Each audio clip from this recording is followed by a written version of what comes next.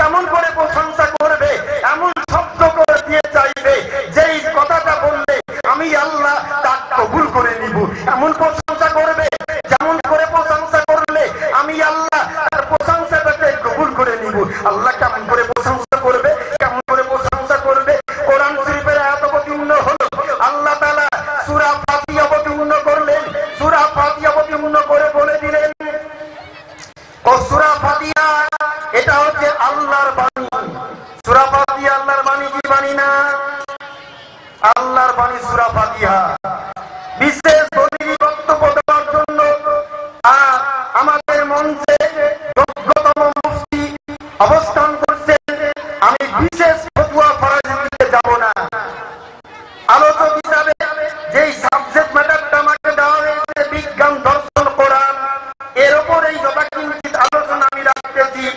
আল্লাহ পাক বলছেন তোমার জন্য সূরা ফাতিহা অবতীর্ণ করলাম।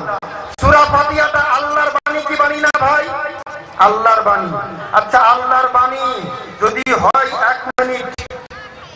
আলহামদুলিল্লাহ রাব্বিল আলামিন, সমস্ত প্রশংসা ওই আল্লাহর জন্য যিনি বিশ্ব জগতের রব। আল্লাহ কার প্রশংসা করছেন? আল্লাহর বাণী বললেন তো। আল্লাহ কার প্রশংসা করছেন? আর রহমানির রহিম, যিনি পরম দয়ালু দয়াময়। কে পরম দয়ালু দয়াময়? আল্লাহ নিজে নিজে প্রশংসা করছে নাকি? কার প্রশংসা করছে? আবার 3 নম্বরে বলছে ইয়াকা না'বুদু ওয়া ইয়াকা নাস্তাইন, আল্লাহ খাস করে আমরা তোমার ইবাদত করি। আল্লাহ কাকে বলছেন? খাস করে আমরা তোমার ইবাদত করি, তোমার নিকটে সাহায্য চাই। 4 নম্বরে বলছে ইহদিনাস সিরাতাল মুস্তাকিম, আল্লাহ আমাদের সোজা পথে চালাও। আল্লাহ কাকে বলছে আমাদের সোজা পথে চালাও? কোরআনটা অত সহজ।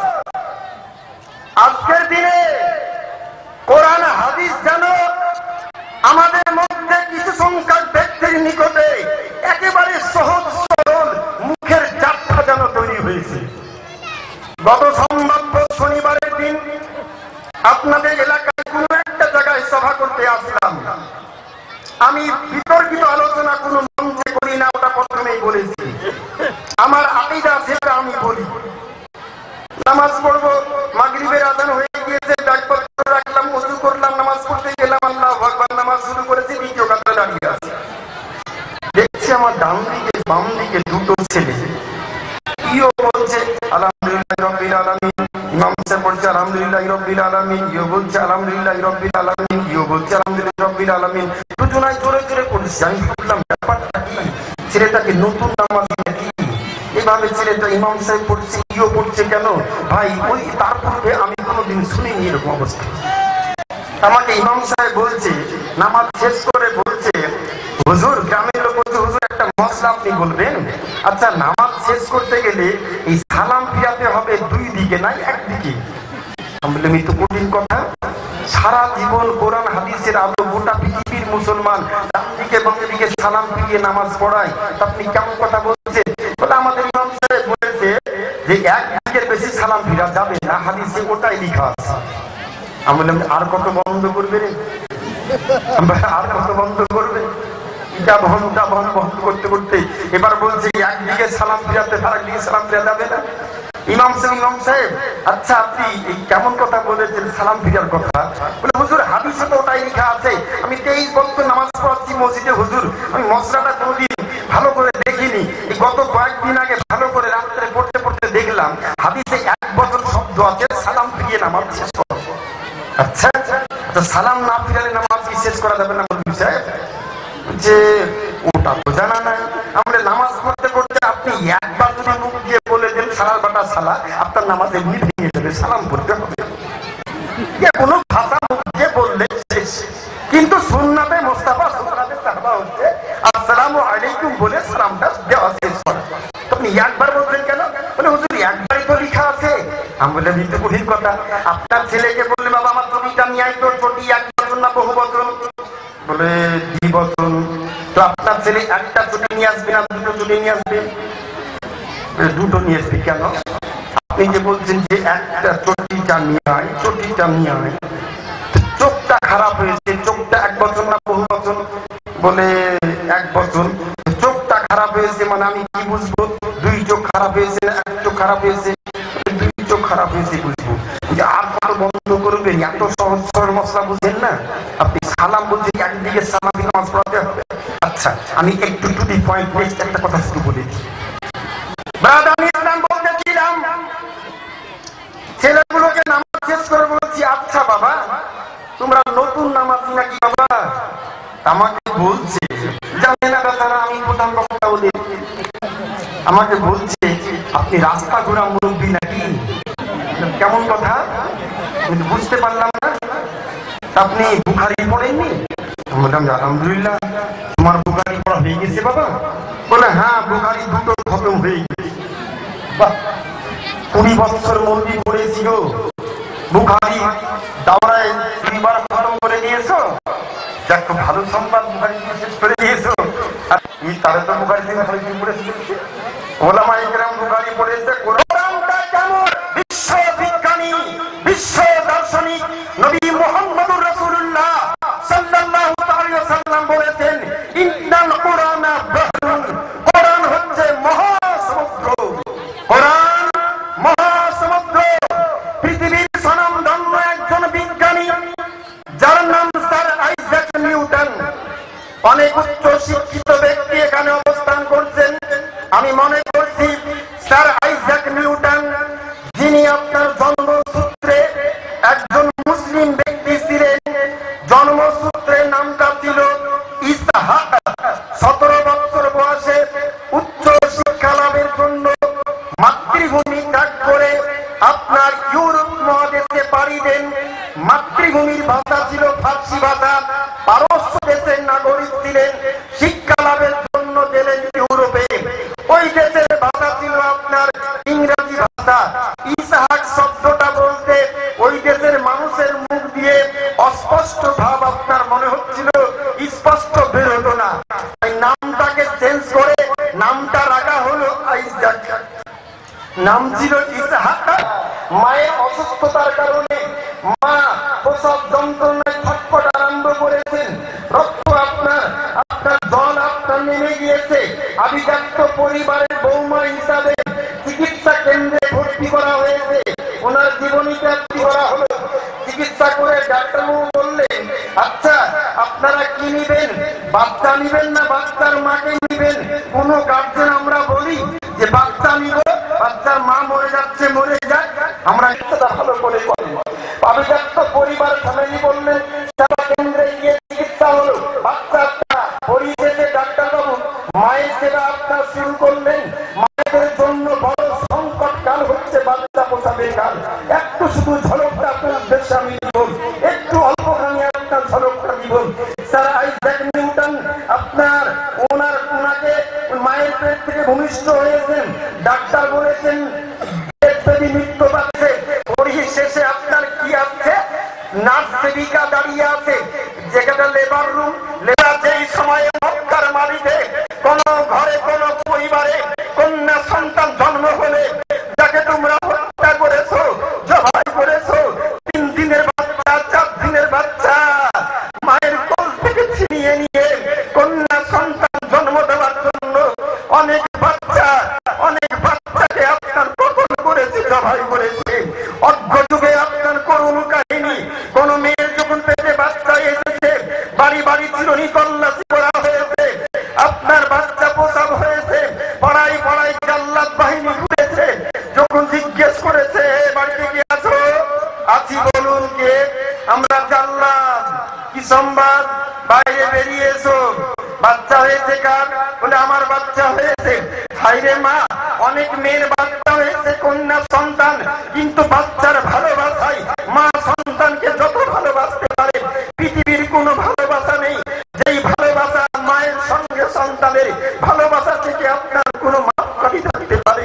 স্বামী স্ত্রী ভালোবাসার মাপকাঠি আছে, প্রেমিক প্রেমিকার ভালোবাসার মাপকাঠি আছে, বন্ধু বান্ধবের ভালোবাসার মাপকাঠি আছে, কিন্তু মায়ের সঙ্গে সন্তানের ভালোবাসার কোনো আপনার মাপকাঠি নাই, কোনো মাপকাঠি নাই। মনোযোগ দৃষ্টি আকর্ষণ করছি। হায়রে মা, মা যতটা সন্তানকে ভালোবাসতে পারে, আমার বাড়িতে যদি আমার বাচ্চাটা নাক দিয়ে ফুটা বের হয়, কালো কুচকুচে নাকটা চাপা, দেশবাসীর নিকটে সন্তানটা ঘৃণার পাত্র হতে পারে, একজন মায়ের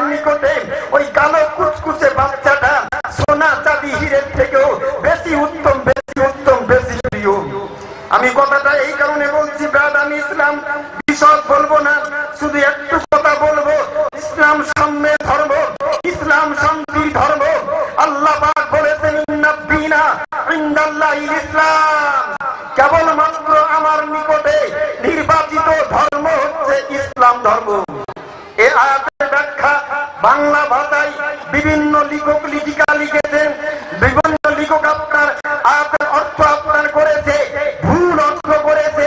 কেমন অর্থ করেছে?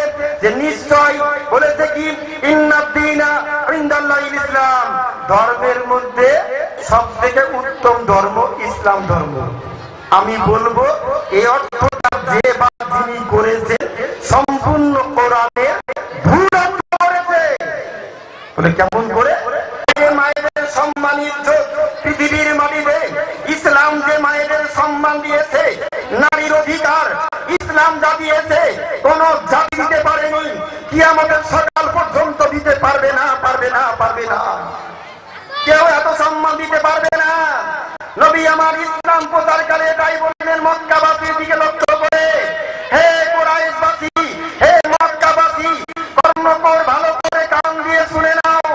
যেই মেয়েদেরকে হত্যা করেছো, যে কন্যা সন্তান জন্মের জন্য মায়ের কোল থেকে ছিনিয়ে নিয়ে হত্যা করেছো, জবাই করেছো, আমি রাসূলুল্লাহ আল্লাহর প্রতিষ্ঠিত, আল্লাহর পছন্দনীয় নির্বাচিত ধর্ম ইসলাম প্রচার করার জন্য আমি রাসূলুল্লাহ প্রচারক হিসেবে ঘোষণা করছি, আজ থেকে কোন কন্যা সন্তানকে হত্যা করা যাবে না, কোন মেয়ে ছেলেকে হত্যা করা যাবে না। যে মেয়েদেরকে হত্যা করেছো তোমরা, জবাই করেছো, সেই মেয়েদের পদতলেই আমি রাসূলুল্লাহ বলছি, ওই মায়েদের পদতলেই তোমাদের জান্নাত। মায়ের সেবার মাধ্যমে তোমাদের জান্নাত, মায়ের খিদমতেই তোমাদের জান্নাত। ইসলাম সাম্যের ধর্ম। আমি যদি কোটিপতি হই, মসজিদে আযান শুনে আমি যেই জায়গাতে দাঁড়িয়ে আল্লাহু আকবার বলে নামাজ পড়বো, আমার একজন প্রতিবেশী দিন মজুর করা ব্যক্তি দিনমান হাড় ভাঙা পরিশ্রম করার পর আমার ডান দিকে দাঁড়িয়ে বাম দিকে দাঁড়িয়ে কাঁধে কাঁধ মিলিয়ে একই লাইনে দাঁড়িয়ে নামাজ পড়ার বিধান দিয়েছে ইসলাম, যেটা কোন জাতি এত উন্নত সাম্যবাদ তৈরি করতে পারেনি, কিয়ামতের সকাল পর্যন্ত পারবে না। যে মন্দিরে ঢোকার পরে যে ঘন্টা বাজাবে সে ঢোল বাজাবে না, আর যে ঢোল বাজাবে সে ঘন্টা বাজাতে পাবে না। সাম্যবাদ নেই, বৈষম্য থেকে গিয়েছে। ইসলাম সাম্যের ধর্ম। সবাই আযান দিবে, যোগ্যতা অর্জন করলে সবাই ইমামতি করবে, শেখ বংশের লোক ইমামতি করবে, মন্ডল বংশের লোক ইমামতি করবে, চৌধুরী বংশের লোক ইমামতি করবে, আপনার বিশ্বাস বংশের লোক ইমামতি করবে, আনসারী বংশের লোক ইমামতি করবে। মুসলমানের জন্য কোনো ভাগাভাগি নাই, আমরা সবাই সমান, সবাই সমান তালে সাম্যের ধর্মের প্রতীক ছিলেন আমার নবী, আপনার নবী, বিশ্বের নবী, নবী মুহাম্মদুর রাসূলুল্লাহ সাল্লাল্লাহু তাআলা আলাইহি ওয়াসাল্লাম। আলোচনা আপনাকে রাখতেছিলাম স্যার আইজাক নিউটনের মা বাচ্চা প্রসব করেছেন, বাচ্চা মৃত বলেছে, মায়ের চিকিৎসা চলছে। একটু ঝলকটা দেব, বিশদ বলার সময় আজকে নেই, শুধু একটু ঝলকটা আপনার দেব। মা যখন জ্ঞানটা ফিরেছে, অযত্ন থাকার পর যখন মায়ের যদি কোনো মেয়ে বাচ্চা প্রসব করানোর 40 দিনের মধ্যে ইন্তিকাল করে, নবী আমার বললেন 3 শ্রেণীর মেয়ের জন্য জান্নাত এত নিকটে, পেটে বাচ্চা। অন্য একজন সেবিকা বলছে স্যার স্যার স্যার বাচ্চা জীবিত তো, আপনি কি করছেন? চিকিৎসক ছুটে আসলেন, বাচ্চার চিকিৎসা শুরু হলো। অপুষ্টিকর বাচ্চা, মায়ের পেটে মাত্র 7 মাস 3 দিন ছিলেন, বাপের পিটুটারি স্থানতি নির্গত হয়ে মাতৃগর্ভে মাত্র 7 মাস 3 দিন আপনার ছিলেন। ও অপুষ্টিকর বাচ্চা, আস্তে আস্তে চিকিৎসক চিকিৎসা করলেন, বাচ্চা সুস্থ হতে আরম্ভ করলো। ওই বাচ্চাই পরবর্তীতে সুস্থ হয়ে বড় হয়ে পৃথিবীর স্বনামধন্য বিজ্ঞানী স্যার আইজাক নিউটন নামে খ্যাতি অর্জন করলেন। আমি একটা পয়েন্ট এখানে শুধু বলতে চাই, জন্মসূত্রে মুসলমান, 53 বছর বয়স পর্যন্ত স্যার আইজাক নিউটন বিভিন্ন দেশ ভ্রমণ করে উনি বিভিন্ন বিষয়াদি রিসার্চ করে, কোরআনের বিভিন্ন বিষয়াদি রিসার্চ করে পৃথিবীর মাটিতে আপনার খ্যাতি অর্জন করলো। বিভিন্ন বড় বড় আপনার পদ, বিভিন্ন বড় বড় আপনার পদ আপনার তিনি গ্রহণ করলেন, বড় বড় আসন আপনার পেলেন। 53 বছর বয়সের পর হঠাৎ তার মন জাগলো, হঠাৎ তার মনে ইচ্ছা হলো, হাইরে আমি কেমন মুসলমান, একাত্ত নামাজ পড়ে দেখিনি, 53 বছর বয়স চলছে, ধর্মীয় কালচার আমার মধ্যে নেই, কারণ কোরআনটা আমি জানি এটা হচ্ছে অলিস্তরি প্রাচীন ইতিহাস, পুরাতন ইতিহাস। অলিস্ত হিস্টোরি, এটা পুরাতন ইতিহাস। কোরআনটা কি প্রাচীন ইতিহাস? আজকে আমাদের ঘরের ছেলেরা বলছে কোরআনটা বলে হিস্টোরি, প্রাচীন ইতিহাস। বলে না না না, কোরআন হচ্ছে সর্ব সময়ের জন্য নবী পাকের বিশেষ মুজিজা হচ্ছে আপনার কোরআন। আর কোরআন যেমন আপনার মুজিজা, কোরআন যখন পড়বে তখন নতুন, যখন পড়বে তখন নতুন। কোরআন কোনদিন পুরাতন হয় না। যে কোরআন রিসার্চ করে আপনার বিজ্ঞানীরা পৃথিবীর সমস্ত বিষয় দিয়ে আপনারা আবিষ্কার করলেন, আমাকে যদি বলতে আরম্ভ করেন, যদি বলেন বলে স্যার আপনি বলুন, আর এই পৃথিবীতে যা কিছু দেখছি কোন আয়াত রিসার্চ করে, কোন বিজ্ঞানী, কোন নবী পাকের হাদিসকে রিসার্চ করে, কোন বিজ্ঞানী satellite, telephone tower, mobile chips, এই যাবতীয় বিষয় দিয়ে আমরা পৃথিবীতে দেখছি, আপনাকে পরস্পর বলতে হবে। সময় সাপেক্ষ জিজ্ঞেস করলে আমি ইনশাআল্লাহ রিসার্চ করে দেখেছি, আমি সবগুলো আপনাকে শুনিয়ে দিব। আমার মূলত রিসার্চ হচ্ছে কোরআন হচ্ছে মহাবিজ্ঞান। স্যার আইজাক নিউটন ওরাই বলেছিলেন 53 বছর বয়সে কোরআন যখন পড়তে আরম্ভ করলাম, 132 বার কোরআন খানা রিসার্চ করলাম।